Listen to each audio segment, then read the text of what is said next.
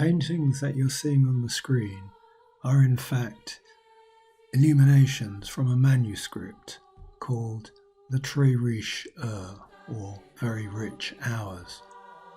It's an example of a book of prayers popular during the medieval period. These images you're seeing are called the calendar pages, and they're probably the most famous pages in the book. The one we're looking at the moment is for July. Look at the detail of the clothes of the man and the woman, sheep shearing, the tools, the hats.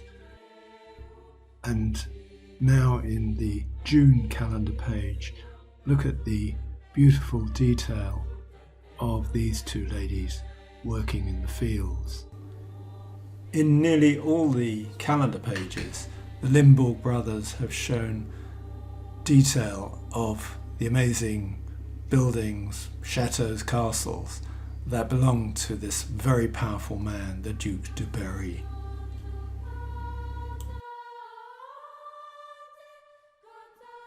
This is the calendar page for April, showing the Duc de Berry, some amazing hats, some beautiful ladies with hairdos, and some of these designs were used for film sets. For instance, in the 1944 version of Henry V with Laurence Olivier. This is the January calendar page, and it shows the Duc de Berry hosting a New Year's dinner. Many people, all men, and notice in the middle of that group of people there's a chap with a floppy hat, grey hat. That might be one of the Limbourg brothers himself. And there's the Duke in his blue gown, fur hat, with also food and animals on the table. And in the background we can see a tapestry, possibly of a battle. And finally, something that I like very much is the stockings that the man on the left is wearing, which are different colours. This is the August calendar page, and we see an aristocratic hawking party. And in the background, notice the use of perspective, are the workers, peasants, swimming and also collecting the wheat into shocks. And we also see the Chateau d'Antombe, and the tower in the middle is still standing. And finally, this is the calendar page for February. Very, very cold.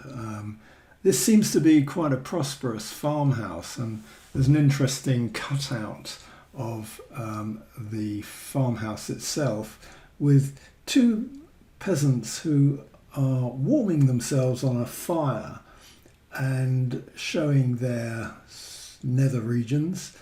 And there's a lady next to them who seems to be slightly more polite and well dressed, who's also warming herself, but being a little bit more modest about it and looking at her cat on the floor.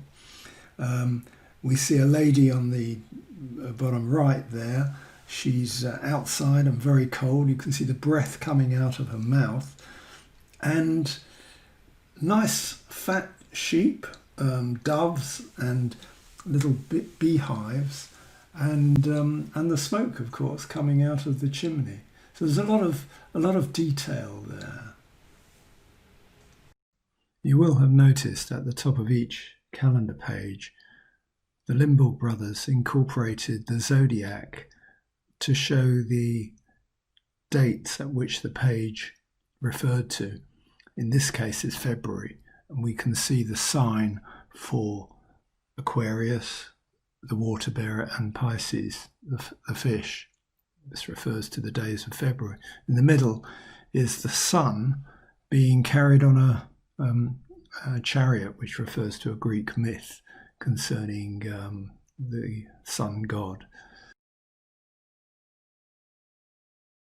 The three Limbourg brothers, Herman, Jean and Paul, were born in the Netherlands, and they were supported by the Duke of Berry, who was very impressed with their work.